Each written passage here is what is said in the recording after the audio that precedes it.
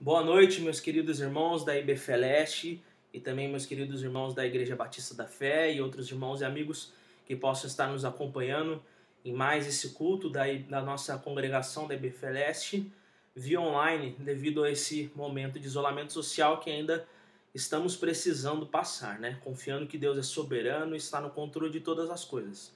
Nós não iremos deixar de louvar ao Senhor, embora não estejamos ainda juntos, né? Nos congregando fisicamente, de fato, como igreja do Senhor, mas em cada lar há adoradores do Senhor, né? Toda casa pode ser um templo de louvor e adoração ao nosso Deus, né? Deus deseja que nós o adoremos em espírito e em verdade, onde quer que estejamos. E Deus sabe desse momento, Deus sabe dessa necessidade que temos de não estar podendo mais estarmos juntos, mas Deus continua digno de toda a honra, de toda a glória e de todo o louvor. E é na presença dele que nós estamos e nós iremos adorá-lo então em tua presença. E a música que nós iremos cantar hoje se chama exatamente isso, Jesus em tua presença, onde nós poderemos meditar a respeito do véu que foi rasgado e não há mais nenhuma separação entre nós e o Senhor. Somos então redimidos por Deus Pai em Cristo Jesus e podermos então adorá-lo e engrandecê-lo para sempre. Amém? Vamos cantar então Jesus em tua presença.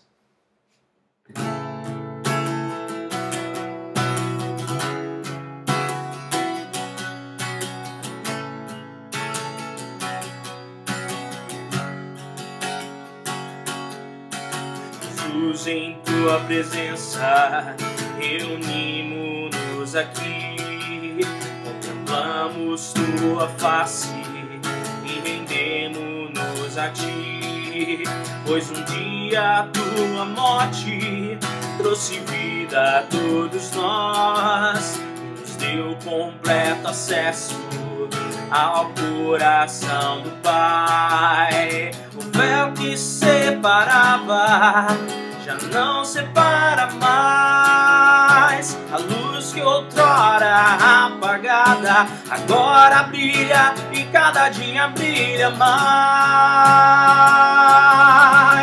Só pra te adorar e fazer teu nome grande e te dar o louvor que é devido. Estamos nós aqui só pra te adorar e fazer teu nome grande e te dar o louvor que é devido. Estamos nós aqui,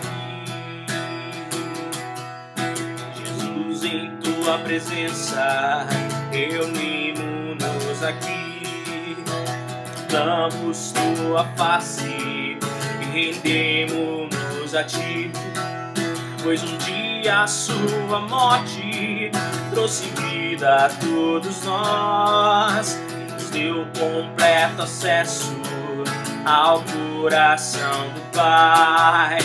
O véu que separava já não separa mais. A luz que outrora apagada agora brilha e cada dia brilha mais. Só pra te adorar e fazer teu nome grande e te dar o louvor que é devido. Estamos nós aqui só pra te adorar e fazer teu nome grande o louvor que é devido. Estamos nós aqui. Estamos nós aqui. Estamos nós aqui. Amém. Louvado seja o nome do Senhor. Meus queridos irmãos, vamos abrir no livro de Sofonias. Livro de Sofonias, isso mesmo. Se você tem dificuldade para encontrar esse livro, não tem problema. Ele é um livro pequeno, né? No meio do Antigo Testamento, que é o maior tomo das Escrituras. Então vá ao índice, a primeira ou segunda página da sua Bíblia, encontre o livro de Sofonias e abra lá. Eu estarei fazendo a leitura nesse livro na versão NVT, a nova versão transformadora, devido a ser um texto um tanto quanto difícil, né, para algumas pessoas, devido à necessidade de um certo repertório do Antigo Testamento para compreender o texto. Então a linguagem da NVT ela é mais flexível, porém mantendo-se fiel aos originais, né? Claro que todos os estudiosos terão críticas a qualquer tipo de versão, e com a NVT não seria diferente, mas acredito que ela seja mais apropriada para esse nosso momento hoje, para a nossa exposição de hoje. Então, vamos orar antes de seguirmos com a nossa pregação. Senhor, nosso Deus e nosso eterno Pai, o Senhor é justo, o Senhor é santo. Ó Pai, o Senhor odeia o pecado, Pai, o Senhor é perfeito, o Senhor é bendito, Pai, eu te louvo e eu te exalto em Tua presença.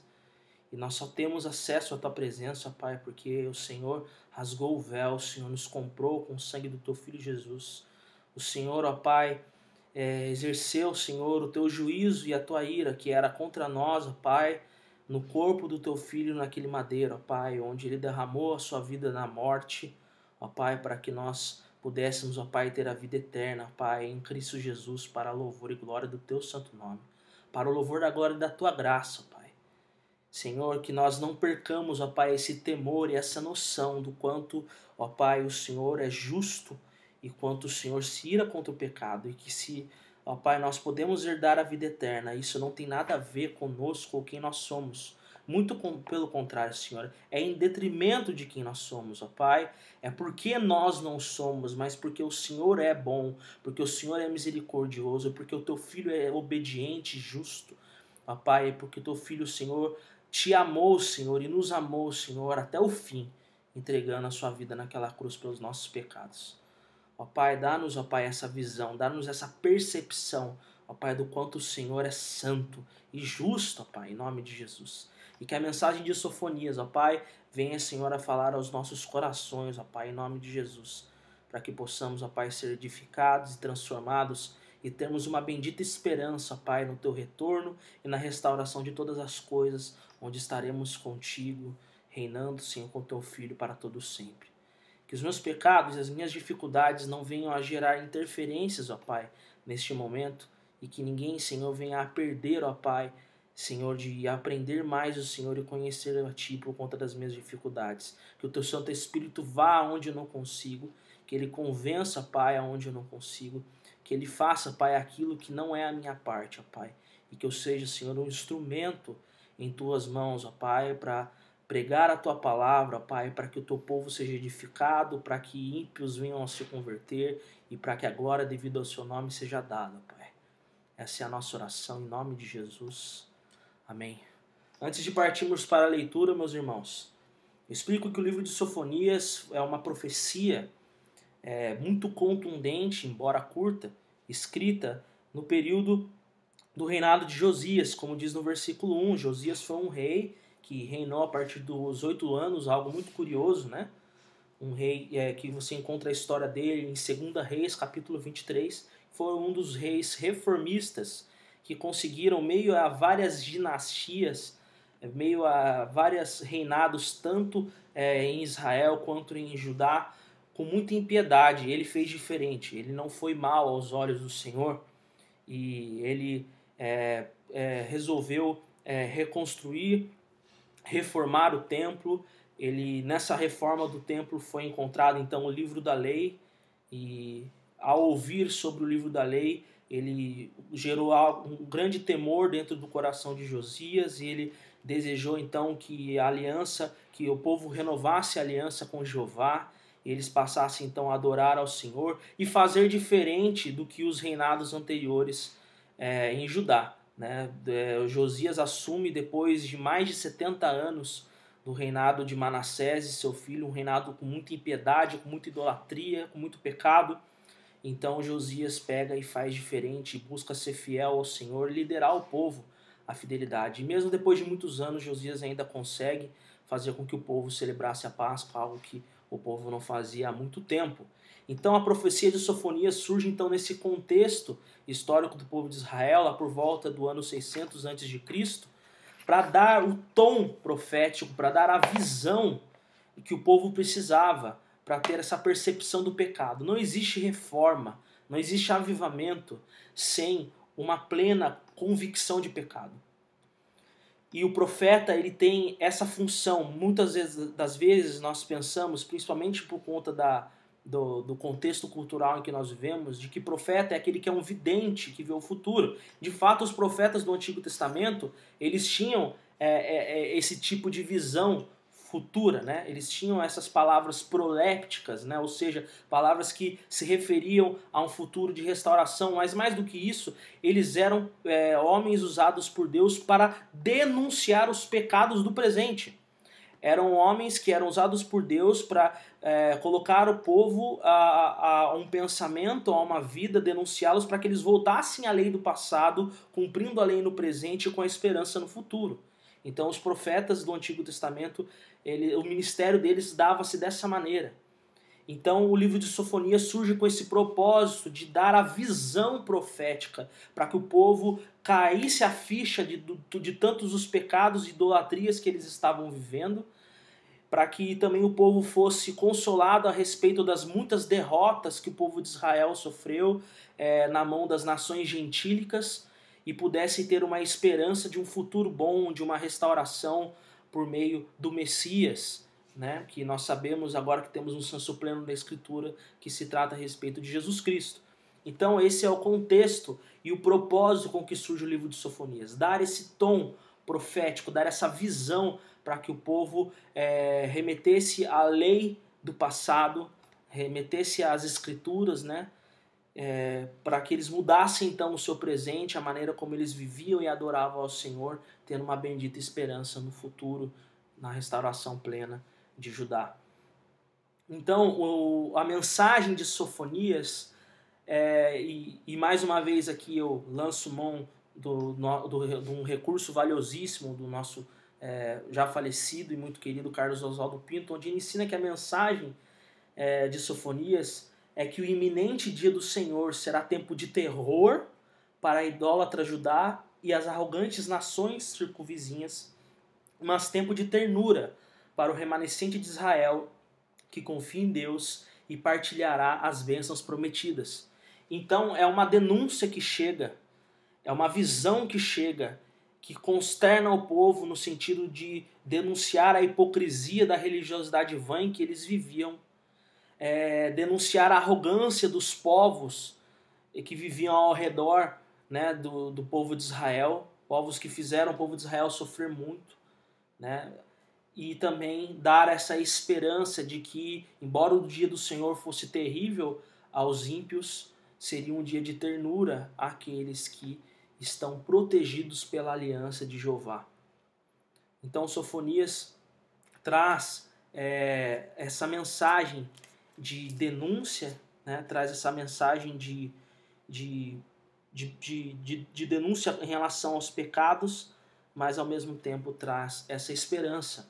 Então, principalmente o primeiro e o segundo ponto dessa pregação serão pontos um tanto quanto duros, né?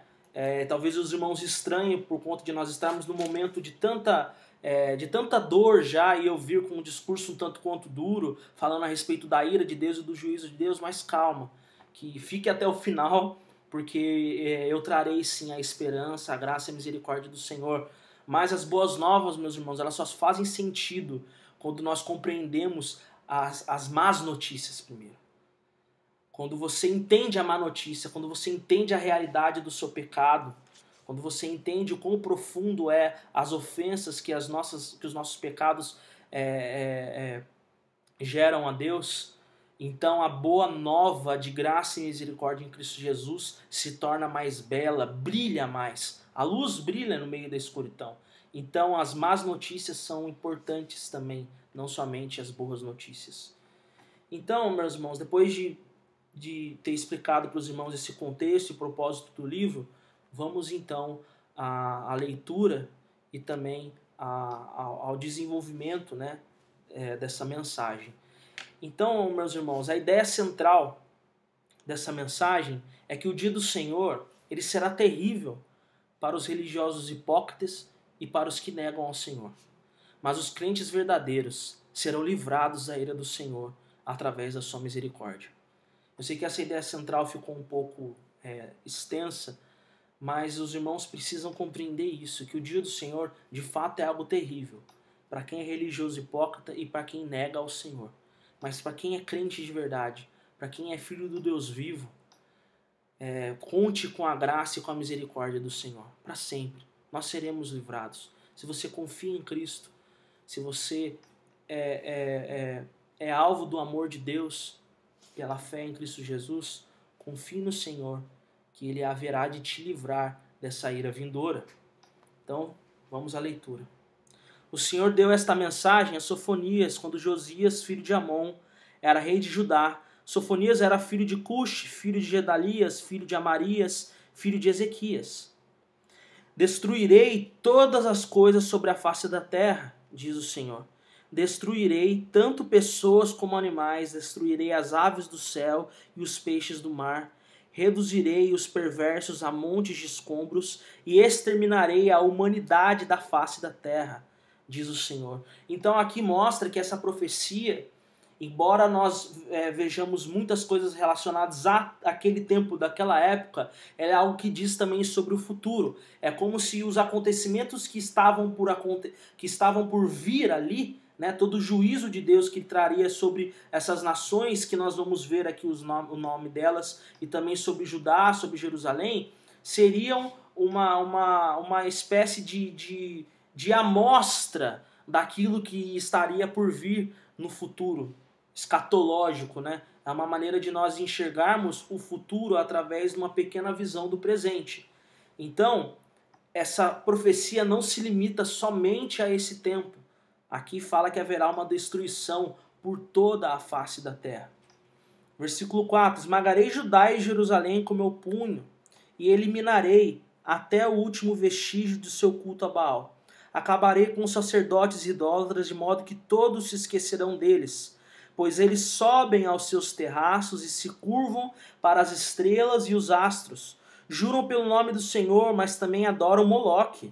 Destruirei os que antes seguiam o Senhor, mas agora já não fazem, não pedem a direção do Senhor, nem o buscam mais. O dia do Senhor para Jerusalém, fique em silêncio na presença do Senhor soberano, pois se aproxima o dia do Senhor.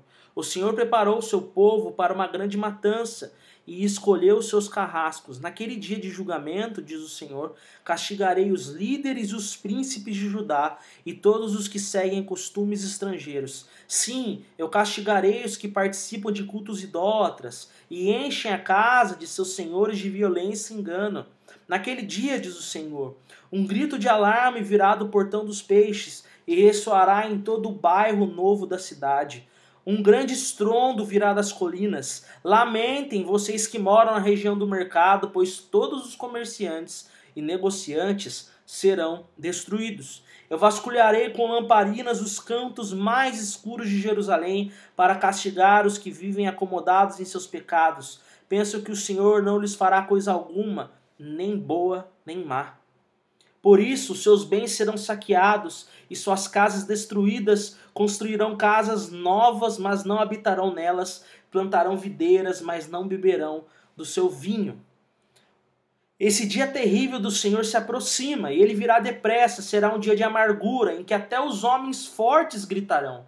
Será um dia em que o Senhor derramará a sua ira, dia de sofrimento e angústia, dia de ruína e desolação, dia de escuridão e trevas, dia de nuvens sombrias e densas, dia de toque de trombetas e gritos de batalha. Caem as cidades cercadas por muros e as fortalezas mais poderosas, porque pecaram contra o Senhor, e eu os farei tatear no escuro como cegos.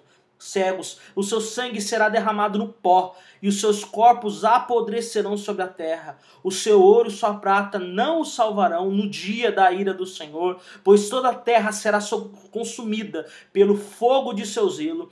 Ele dará um fim assustador a todos que habitam a terra. Reúna-se, ajunte-se, ó nação desenvergonhada, reúna-se antes que comece o julgamento, antes que o tempo passe como palha levada pelo vento. Tome uma providência agora, antes que caia a terrível fúria do Senhor e comece o dia da ira do Senhor. Todos vocês humildes, busquem o Senhor, sigam suas ordens, busquem a justiça e vivam com humildade. Talvez o Senhor os proteja no dia de sua ira. Então nós vemos aqui nessa primeira leitura que nós fizemos do versículo 1 até o versículo 3 do capítulo 2, que toda a sociedade de Jerusalém, né, serão julgados e receberão a ira do Senhor. Não vai ter um ali que escape. As posições deles, né, as posições religiosas deles, as idolatrias que eles praticavam, talvez para ter a prosperidade que eles não tinham, para ter as coisas que eles desejavam e o Senhor não estava dando. Todas as suas práticas, todos os seus meios de vida eram, na verdade, pecaminosos, e o fato deles estarem em Judá, o fato deles estarem em Jerusalém, o simples fato deles habitarem nesse ambiente religioso, não faria com que eles escapassem da ira do Deus Todo-Poderoso, né? Então, muita linguagem aqui, até de uma maneira poética e simbólica, é utilizada para mostrar tamanha ira do Senhor em resposta ao tamanho pecado que esse povo estava cometendo, né? Como eu disse, eles vinham já de vários reinados muito ímpios, muito iníquos, né? Por isso que Josias ficou abalado, né, e quis trazer uma reforma ao reino de Judá, por tamanho era o pecado daquele povo. Então, o primeiro ponto dessa mensagem que eu queria dizer para os irmãos é que os poderes religiosos, eles não irão deter a ira de Deus. O fato de uma pessoa fazer parte de determinado grupo religioso, o fato de uma pessoa ter um certo poder religioso na sociedade, fazer parte de algum tipo de tradição religiosa, né, até mesmo evangélica, eu acho que isso aqui é muito mais a respeito de nós, essa primeira parte, do que dos outros, do que as outras religiões, porque aqui era uma denúncia interna, né, era uma denúncia interna do próprio povo de Judá, o próprio povo que vivia em Jerusalém, que os poderes religiosos não irão deter a ira de Deus, porque os que afirmam ao Senhor, mas são hipócritas, serão destruídos por Deus. Oséias fala de um povo que honra com os lábios, mas o coração está longe. Então você só fazer parte de alguma tradição religiosa não te livra da ira de Deus, porque a sua religiosidade pode ser apenas uma palha, apenas uma casca, né? Mas mesmo dentro dos grupos religiosos, até mesmo ortodoxos, há aqueles que negam o Senhor, que se misturam com outras crenças, né? Os sincretistas, e aqui eles faziam isso também, né? Os sacerdotes chegavam a adorar Moloque. Em Levíticos 20, né, no versículo de 1 a 3, nós temos um mandamento tão claro e específico a respeito desse Deus, que o povo de Israel não deveria jamais adorar a Moloque. Era um Deus terrível, um Deus pagão, babilônico, que tinha entre os seus rituais o sacrifício de crianças. E mesmo o povo aqui de Judá, o povo de Jerusalém, tão judeu, tão conhecedor da Torá, fazendo parte de uma tradição religiosa tão ortodoxa, eles misturavam ali as crenças deles, e aquilo na tentativa de os livrarem dos males da vida deles, na verdade o que aquilo traria é destruição. Então tome cuidado com aquilo que você acredita e com aquilo que você ousa misturar com a sua fé. Os que negam ao Senhor, mas abraçam outras crenças, serão destruídos por Deus. Outra coisa que a gente aprende também aqui é que os que negam ao Senhor e se mostram indiferentes a eles, e a toda e qualquer religião, também não escaparão da ira de Deus. Aqui fala daqueles que pensam, no versículo 12, né? Pensam que o Senhor não lhes fará coisa alguma, nem boa nem má. Esses também serão alvos da ira de Deus. E nós percebemos que existem crentes que vivem dessa maneira.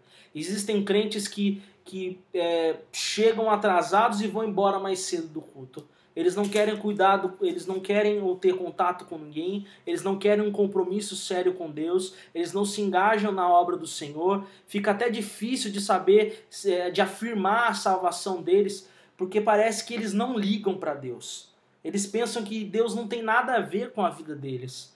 E essas pessoas, Provérbios 1 fala que esse sentimento de bem-estar do tolo, do ímpio, leva ele, na verdade, à ruína. Então essas pessoas que participam de grupos religiosos, mas vivem como se Deus não existisse, eles não escaparão da ira de Deus. Então tome cuidado com a sua postura em relação a Deus e a sua postura no meio do povo de Deus. Porque os complacentes com os pecados do seu povo também serão destruídos por Deus. Há aqueles que buscam ser neutros, que não se engajam nem para o bem nem para o mal. E Apocalipse fala, né? Vocês não são nem quentes nem frios. Vomitar-te-ei da minha boca. Essas pessoas que são complacentes com os pecados acabam se tornando participante dessas más obras. Pessoas que estão ali no meio da adoração, estão ali no povo de Deus, mas se satisfazem em não estar fazendo nada errado e também não estar fazendo nada certo. Não existe essa neutralidade. Ou você está agradando a Deus ou você está agradando ao diabo. Então os complacentes com os pecados do seu povo também serão destruídos por Deus. E outra coisa também, ainda dentro desse primeiro ponto, meus irmãos, é que a ira de Deus reservada para o fim é algo sem precedentes. O que está sendo declarado aqui que irá acontecer é algo que nós, como eu disse, teremos durante a história apenas amostras daquilo que há de vir. E essas pessoas que são indiferentes ao Senhor, essas pessoas que são hipócritas, essas pessoas que abraçam outras crenças, essas pessoas que são complacentes, como eu acabei de dizer, são pessoas que não têm temor, não têm uma noção do tamanho que é a ira de Deus. Eles nem sequer pensam, eles nem sequer consideram que há um Deus irado e que irá responder com a sua santa ira em relação aos pecados. Mesmo os pecados cometidos ali em meio ao seu povo. Outra coisa que nós aprendemos ainda nesse primeiro ponto é que o dinheiro e o poder não serão nada ante a ira vindoura. Toda essa posição religiosa que eles tinham, toda essa posição social que esses religiosos aqui tinham no meio de Judá e Jerusalém, jamais poderiam livrar eles daquilo que estava por vir, que é a ira de Deus. Então, às vezes nós percebemos que existem pessoas que brincam de ser crentes, mas na verdade a vida delas se resume a dinheiro, a vida delas se resume a estarem por cima sempre nas situações, se resume a buscar a popularidade, o status social. Cristo para elas é apenas um acessório e elas pensam que aquele status, aquela segurança mundana delas poderão livrá-las da ira vindoura, mas não poderão não. Não poderão não. E no final desse primeiro ponto, dessa primeira leitura que nós fazemos, nós temos aqui já um insight, nós temos aqui uma luz de esperança que brilha nos versículos de 1 a 3 do capítulo 2, que nos ensina que enquanto o juízo não chega, o pecador pode buscar arrependimento. Então, se você se sentiu denunciado em algum desses pontos, pela sua hipocrisia, pela sua arrogância, pelo seu sincretismo, pela sua indiferença, pela sua segurança nas coisas desse mundo, pela sua complacência, hoje é dia de você se arrepender. E como diz o versículo 3, busquem a justiça e vivam com humildade, e talvez o Senhor os proteja no dia da sua ira. Arrependa-se logo. Arrependa-se logo. Não fique irritado com o que eu estou dizendo. Não fique irritado comigo. No final desse livro, o versículo diz: eu, o Senhor, falei. Não sou eu que estou falando. É Deus quem está falando. O meu esforço aqui é em transmitir essa mensagem, que na verdade é uma mensagem de Deus. Então, ao invés de você se irritar comigo, se irritar com Deus e continuar nos seus pecados, busque a justiça e viva com humildade. Talvez o Senhor o proteja no dia da sua ira.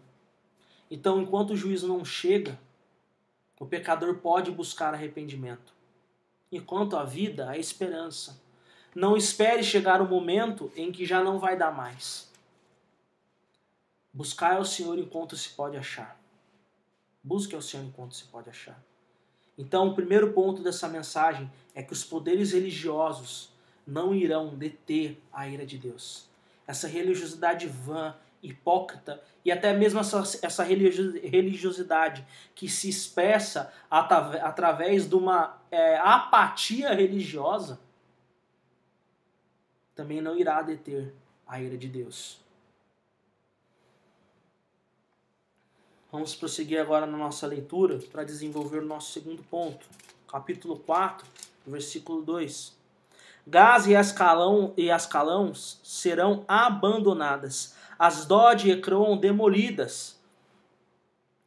Que aflição espera vocês, filisteus, que vivem no litoral e na terra de Canaã, pois este julgamento também é contra vocês. O Senhor os destruirá, até que não reste ninguém em seu meio. O litoral filisteu se transformará em pasto, lugar de acampamento de pastores e de currais para os rebanhos. O remanescente da tribo de Judá ali se alimentará, e à noite descansará nas casas abandonadas de Ascalon.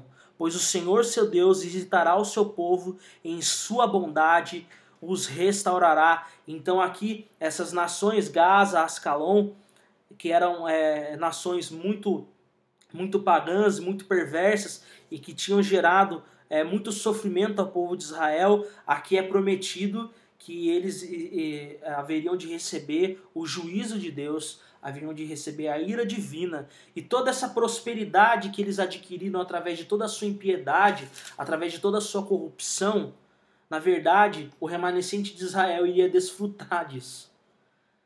Então, Deus permitiu que eles fossem até toda essa iniquidade para que eles recebessem o castigo divino e depois o remanescente de Judá desfrutasse de todas essas coisas que eles roubaram do próprio povo de Judá.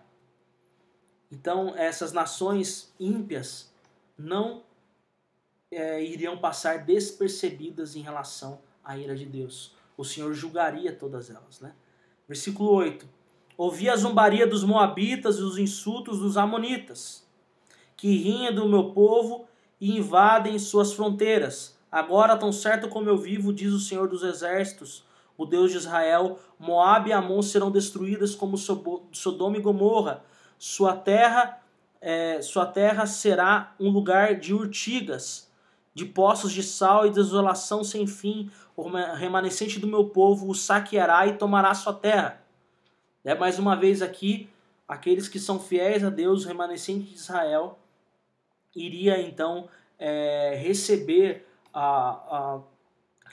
então uma espécie de alívio por ter sofrido tanto na mão deles, né? Eles receberão o castigo merecido por seu orgulho, pois zombaram do povo do Senhor dos Exércitos. O Senhor os encherá de terror quando destruir todos os deuses da terra. Então nações de todo mundo adorarão o Senhor, cada uma em sua terra. Então, quando fala aqui dos moabitas e dos amonitas, nós nos lembramos então de nações que eram muito perversas, principalmente no sentido da imoralidade sexual. Muito perversas, aqui nós lembramos de Sodoma e Gomorra. Aqui nós nos lembramos daquele povo que nasce através do incesto de Jó e suas filhas, né? Então são nações que têm desde o seu surgimento um histórico de depravação sexual e de zombaria ao povo de Israel, né? De muita maldade.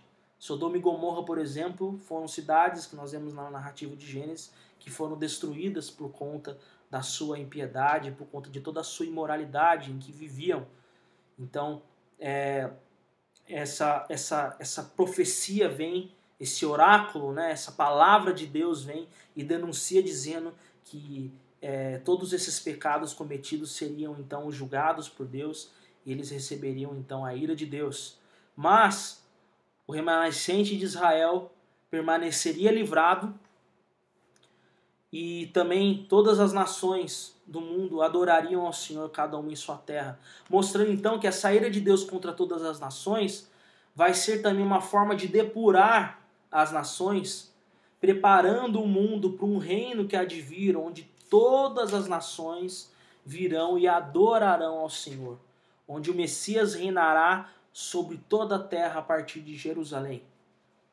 Então Deus não quer simplesmente aniquilar todas as nações, fazer com que nenhum outro povo exista a não ser o povo judeu. Não, Deus quer restaurar o seu povo e quer depurar e recriar novos céus e nova terra, fazendo com que todas as nações o adorem, para que ele tenha então um reino eterno de prosperidade e paz para todos os povos. Versículo 12: Vocês, etíopes, também serão mortos por minha espada, diz o Senhor, e com a sua mão ele ferirá as terras do norte e destruirá a terra da Síria. Fará de Nínive uma terra vazia e desolada, seca como um deserto. A cidade orgulhosa se tornará pasto para rebanhos e gado, e toda espécie de animal selvagem ali descansará. A coruja do deserto e o mocho se alojarão no alto das suas colunas arruinadas, e pelas janelas se ouvirá o som. Pelas janelas se ouvirá o som das aves, o entulho fechará as entradas e os painéis de cedro ficarão expostos. Essa é a cidade barulhenta que antes vivia em segurança. Dizia com orgulho: sou a mais poderosa das cidades, não há outra igual a mim. Agora, porém, veja como ficou em ruínas, morada de animais selvagens. Todos que passaram por ela rirão de desprezo e sacudirão um punho em provocação. Então aqui os assírios, os ninivitas, que eram povos militarmente falando muito poderosos e perversos, povos que faziam um mal muito grande aos seus inimigos e também ao povo de Deus, aqui é prometido então que eles seriam devastados, eles seriam feitos como entulhos, né? Deus iria realmente destruí-los e faria com que eles fossem motivo de motivos de zombaria, né? De chacota entre as nações. Aqui no último versículo diz, né, que todos que passaram por ela rirão de desprezo e sacudirão o punho em provocação. E continuando a nossa leitura: que aflição espera Jerusalém, cidade rebelde e impura, cheia de violência e opressão. Ninguém pode lhe dizer coisa alguma. Ela recusa toda a correção, não confia no Senhor, nem se aproxima do seu Deus. Os seus líderes são como leões que rugem, caçando suas vítimas. Os seus juízes são como lobos ao cair da noite, que não deixam vestígio de suas presas ao amanhecer. Os seus profetas são mentirosos, arrogantes, que buscam os próprios interesses. Os seus sacerdotes profanam o templo ao transgredir a lei de Deus, mas o Senhor ainda está na cidade e não pratica o mal. A cada dia ele faz justiça e nunca falha. Os perversos, porém, não se envergonham. Exterminei as nações, destruí suas torres, suas ruas ficam desertas, as suas cidades são ruínas caladas, não há sobreviventes, nem um sequer. Pensei, agora eles me temerão, certamente ouvirão as minhas advertências. E então não precisarei feri-los outra vez, nem destruir suas casas. Mas eles continuam a se levantar cedo para praticar todo tipo de maldade. Portanto, sejam pacientes, diz o Senhor, pois em breve me levantarei para acusar essas nações. Resolvi juntar os reinos da terra e derramar sobre eles minha ira ardente. Toda a terra será consumida pelo fogo do meu zelo.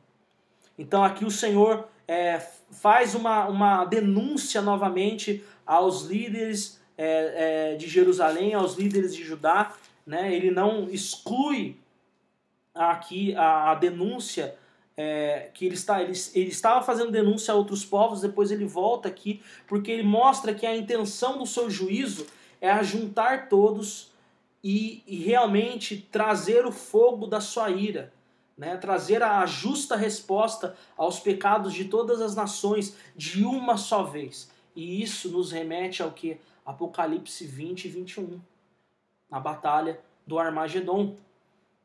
Então perceba como o livro de Sofonias se encaixa aqui na história da redenção, né? Como ele está falando a respeito do presente, mas também está falando a respeito do futuro. Então, o segundo ponto dessa pregação, meus irmãos, ao falar a respeito de todas essas nações, do poderio militar delas, falar da imoralidade dessas nações e também da corrupção do povo de Jerusalém, o segundo ponto é que os poderes políticos não irão deter a ira de Deus. Os poderes políticos não irão deter a ira de Deus. Nós estamos vivendo num momento onde política é um assunto que está fervilhando na mente de praticamente todas as pessoas. Enquanto alguns se sentem muito confiantes com as decisões dos seus políticos, outros se sentem completamente consternados. Enquanto alguns pensam que decisões estão sendo tomadas para o bem, outros desconfiam e pensam que tudo é uma conspiração. É muito difícil você ter uma posição ponderada a respeito do cenário político hoje no nosso tempo, não só a nível nacional, mas também a nível mundial.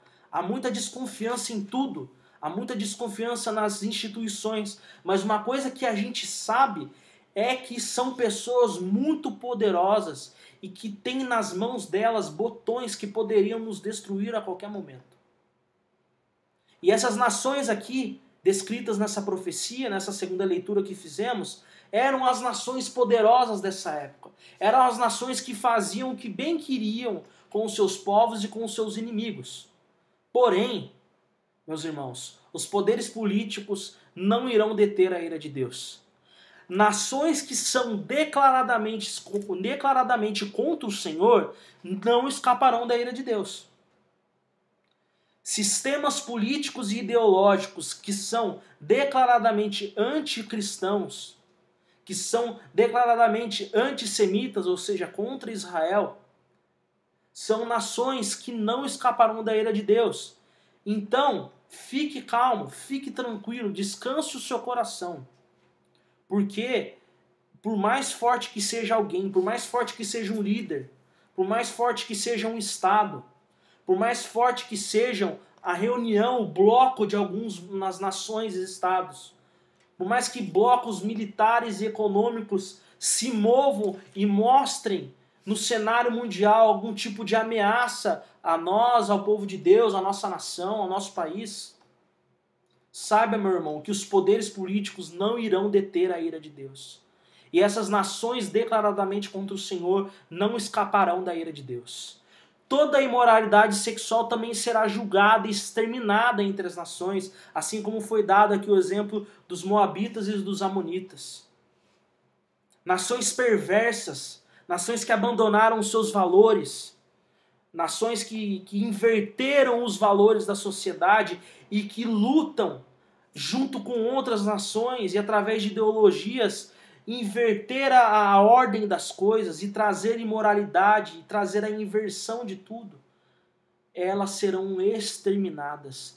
Toda a imoralidade sexual, toda inversão de valores será julgada e exterminada entre as nações.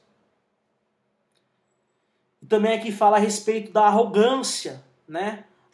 Quando ele cita a Assíria e os ninivitas. Então, nações que se julgam muito poderosas e acima do bem e do mal, a arrogância das nações, meus irmãos, será exterminada pelo fulgor da ira de Deus. Ninguém pode contra o Senhor. Ninguém é mais forte do que o Santo de Israel. E também aqui, quando ele faz essa denúncia, junto aqui no mesmo bloco que ele estava denunciando nações gentílicas, ele vem e denuncia novamente Jerusalém. Mostra que nações religiosas, mas que são desobedientes ao Senhor, também sofrerão a ira de Deus. Meus irmãos, um Estado cristão, um Estado confessional, não nos livra da ira de Deus.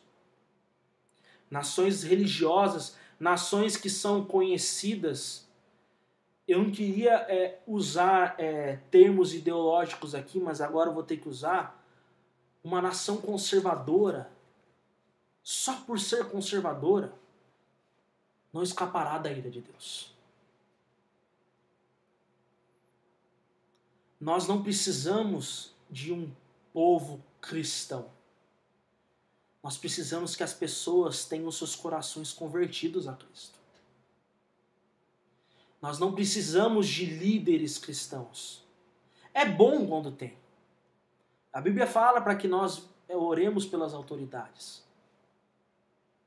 Mas o líder político justo que nós precisamos, nós já temos, e é Cristo Jesus. Então, meus irmãos, por mais que seja bom nós termos algum tipo de melhora cultural, de melhora política, de melhora econômica, e eu acredito que o cristianismo tem muito a oferecer para a filosofia, para a política e para a economia, eu entendo que o que nós precisamos é de Cristo. O que as pessoas precisam é do Evangelho. Então, nações religiosas, só por serem religiosas, mas que são desobedientes ao Senhor, também sofrerão a ira de Deus. Acredito que serão cobradas até com maior rigor. E por fim, e no último versículo que nós lemos, que foi o versículo 8, que ele fala de juntar todos os reinos da terra e para derramar a ira ardente do Senhor, por fim eu concluo esse segundo ponto dizendo aos irmãos que nenhum poderio político vai escapar da ira de Deus. Nenhum poderio político.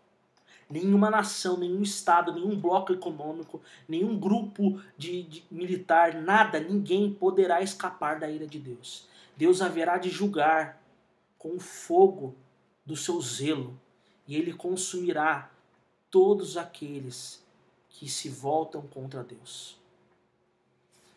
Mas vamos à esperança. Vamos à esperança. Lendo a partir do versículo 9. Então, purificarei os lábios dos povos, para que possam se reunir e adorar o Senhor. O meu povo dispersado, que vive além dos rios da Etiópia, virá para apresentar as suas ofertas. Naquele dia vocês não precisarão se envergonhar, pois já não serão rebeldes contra mim. Removerei do seu meio os orgulhosos, não haverá mais arrogância em meu santo monte. Só restarão os pobres e os humildes, pois eles confiam no nome do Senhor. Muitos comentaristas, principalmente de linha dispensacionalista, que está dentro da nossa confessionalidade, da nossa igreja, dizem aqui que é um insight a respeito do milênio, né? Mas se ele está falando aqui do milênio ou do estado eterno, meus irmãos, o que nós podemos ter certeza absoluta aqui nesse texto é que está falando a respeito de um futuro bom. Que os que confiam no Senhor, os que confiam no nome do Senhor, terão um destino completamente diferente dessas nações e desses poderes que serão exterminados pela ira de Deus. Versículo 13. O remanescente de Israel não cometerá injustiça, não mentirão nem enganarão uns aos outros. Comerão e dormirão em segurança, e não haverá quem os atemorize. Cante, ó filha de Sião, Grite bem alto, ó Israel, alegre-se e exulte de todo o coração, ó preciosa Jerusalém, pois o Senhor removerá as acusações contra você e dispersará os exércitos de seu inimigo. O Senhor, o Rei de Israel, estará em seu meio e você nunca mais temerá a calamidade. Naquele dia se anunciará em Jerusalém: anime-se, ó Sião, não tenha medo, pois o Senhor seu Deus está em seu meio. Ele é um Salvador poderoso, ele se agradará de vocês com exultação e acalmará todos os seus medos com amor. Ele se alegrará em vocês com gritos de alegria. Eu juntarei os que choram por não participarem das festas sagradas. Nunca mais serão envergonhados. Eu tratarei severamente todos que os oprimiram. Salvarei os fracos e indefesos. Aos que antes foram exilados, eu darei reconhecimento e honra nas terras em que sofreram humilhação. Naquele dia eu reunirei vocês e os trarei para casa e lhes darei honra e reconhecimento entre todas as nações da terra. Eu os restaurarei diante dos olhos delas. Eu, o Senhor, falei. Terceiro ponto, meus irmãos. Os que confiam no Senhor serão livrados da ira de Deus. Os que confiam no Senhor serão livrados da ira de Deus. Há um futuro bom. Toda essa ira do Senhor que parece ser como uma locomotiva desgovernada que virá ao encontro de todos e que matará a todos. Sim, tamanha é essa ira, tamanho é esse juízo, mas os que confiam no Senhor serão salvos dessa ira. 1 Tessalonicenses nos ensina que nós não fomos destinados à ira, porque o castigo que nos traz a paz estava sobre ele, o Messias, e pelas suas pisaduras nós fomos sarados. Então aqueles que confiam no nome do Senhor são aqueles que terão um futuro bom, são aqueles que passarão a eternidade reinando para sempre no reino do Messias. Os que confiam no Senhor serão livrados da ira de Deus. Os que confiam no Senhor, mesmo habitando nessas nações, perceba que aqui ele fala da redenção de Jerusalém, ele fala da redenção de Judá, mas ele fala também da redenção de todas as nações. Ele deixa bem claro que todos os povos, todos aqueles dentre todos os povos que confiam no Senhor, habitarão e alcançarão a salvação. Então, por mais que tudo ao seu redor se corrompa, por mais que todos ao seu redor venham e cometam pecados, por mais que você viva numa nação corrupta e suja, se você continua confiando no Senhor, se você é um remanescente fiel, se você confia na graça e na misericórdia do Senhor, porque aqui eu também não quero passar nenhum tipo de ideia de salvação pelas obras, aqui fica bem claro que é aquele que confia no Senhor, ou seja, ele confia no nome do Senhor, ele não confia em si mesmo, ele é salvo porque ele deposita a sua esperança na graça e na misericórdia da aliança que Deus tem com o seu povo. Então os que confiam no Senhor, mesmo habitando nessas nações, alcançarão salvação. A ira de Deus não é injusta. Muito pelo contrário, é o mais alto nível da justiça divina aplicada contra os pecados. Mas Deus não irá punir com ira aqueles que já receberam a salvação em Cristo Jesus, porque Cristo recebeu a ira do Pai em nosso lugar. E aqui fala a respeito da postura de contrição, né? A postura de contrição é marcante entre aqueles que confiam na misericórdia do Senhor. Não são pessoas que vivem lutando para si mesmos. Não são pessoas que ficam aqui exigindo salvação ou exigindo algum tipo de livramento. Mas são pessoas que são humildes. São pessoas que realmente descansam no Senhor. Não são rebeldes. Aqui ele fala no versículo 11, naquele dia vocês não precisarão se envergonhar, pois já não serão rebeldes contra mim. Eu removerei do seu meio os orgulhosos, não haverá mais arrogância em meu santo nome, só restarão os pobres e os humildes, pois eles confiam no nome do Senhor. Essa é a postura daqueles que herdarão o reino de Deus. O remanescente fiel, meus irmãos, são aqueles que não aderiram às práticas da vida dos que foram julgados pela ira de Deus. Essas pessoas que podem descansar na bendita esperança são pessoas que, se em algum momento aderiram à prática desses povos, ou à impiedade do próprio povo de Judá, do próprio povo de Jerusalém, são pessoas que, quando receberam as advertências de arrependimento, eles se arrependeram. Enquanto o juízo não chega, o pecador pode buscar arrependimento. Então, se arrependa agora. Não deixe para depois. Não há o que esperar. Arrependa-se. Os que confiam em Deus, um dia não mais conviverão com a iniquidade desses povos que pertenciam, porque Deus restaurará todas as coisas. Nós haveremos de viver num mundo novo. Então, se você é desses que confia no Senhor, se você está entre o remanescente, se você está entre esses que confiam no nome do Senhor, a iniquidade dos povos, a imoralidade do meio que você vive muito te incomoda.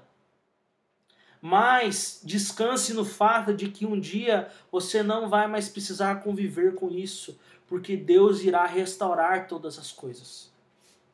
Deus irá restaurar todas as coisas. Então, continue sendo fiel ao Senhor. Continue aguardando na bendita esperança. Os que um dia sofreram na mão desses ímpios irão reinar com o Messias sobre todas as nações. Perceba que Deus irá restaurar, vai trazer o que em outras profecias nós vemos, em Isaías, por exemplo, e também em Apocalipse 20 e 21, novos céus e nova terra, onde Deus enxugará dos nossos olhos todas as lágrimas, e não haverá mais pranto, não haverá mais choro, porque as primeiras coisas foram passadas. Porque os poderes religiosos foram julgados pela ira de Deus, os poderes políticos foram julgados pela ira de Deus, mas os que confiam no Senhor, os que são aqueles que creem em Jesus Cristo e receberam a salvação em Cristo Jesus, serão livrados da ira de Deus. Descansa no Senhor. Ele há de julgar todas as iniquidades ao seu redor.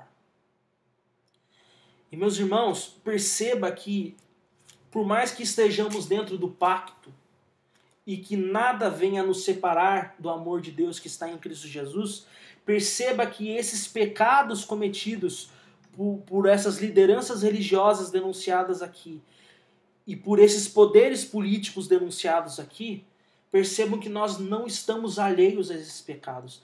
Nós não estamos livres de cometer esses pecados também. Então essa esperança de um futuro bom para o remanescente fiel e para todas as nações, ela deve nos encorajar a não nos contaminarmos com este mundo e a perseverarmos no caminho do Senhor. E eu concluo essa mensagem dizendo aos irmãos que a vã religiosidade e o status de poder que o mundo oferece, eles são apenas cascas que serão facilmente desintegradas pela ira do Deus Todo-Poderoso. Não deseje a vida e a posição e as coisas dessas pessoas que serão destruídas pela ira de Deus. Tenha a sua alegria e tenha a sua esperança em Deus e na alegria que o Senhor proporciona. Não serão os primeiros entre os religiosos e os poderosos que haverão de obter a salvação, a prosperidade, a paz e os reinos. Sabe quem vai herdar tudo isso? Sabe quem herdará o reino de Deus? Os humildes. Os que sofreram na mão dessas pessoas. São aqueles que, por permanecerem fiéis, sofreram um dano. Foram aqueles que permaneceram obedientes ao Senhor. Por quê? Porque eles não confiam nas riquezas, eles não confiam naquilo que o mundo pode oferecer. Eles confiam em Deus e confiam em Cristo Jesus. Eles confiam na vitória que foi obtida na cruz de Cristo. Meus irmãos, quem proporciona toda essa nossa esperança para que a gente possa ter o alimento, para a gente possa ter o fogo, para a gente possa ter a paixão que a gente tanto precisa para permanecermos humildes e obedientes à santa palavra é Jesus Cristo. É Ele que nos proporcionará esse futuro bom. É Ele que nos proporciona essa bendita esperança. É Ele que nos proporciona essa vontade de continuar nos caminhos do Senhor, mesmo que tudo se mostre pelo contrário. Mesmo que nós vejamos os ímpios prosperarem, nós podemos permanecer, porque nós não nos guiamos por vista, nós nos guiamos por Cristo. Ele é o nosso guia, Ele é o nosso pastor. Então os que confiam no Senhor serão livrados da ira de Deus. Lembrando, irmãos, recapitulando os nossos pontos, os poderes religiosos não irão deter a ira de Deus. Os poderes políticos não irão deter a ira de Deus. E os que confiam no Senhor serão livrados da ira de Deus. Por quê? Porque o dia do Senhor será terrível para os religiosos e hipócritas e para os que negam ao Senhor. Mas os crentes verdadeiros serão livrados da ira do Senhor através da sua misericórdia. Que Deus te abençoe e que você possa permanecer firme, amando a Deus e ao próximo e aguardando a volta de Cristo, onde as primeiras coisas já terão passadas e nós haveremos de herdar um reino de paz, amor, prosperidade eterna. Estaremos com Cristo e Cristo é tudo o que nós precisamos. Que Deus te abençoe, tenha uma boa noite, uma boa semana.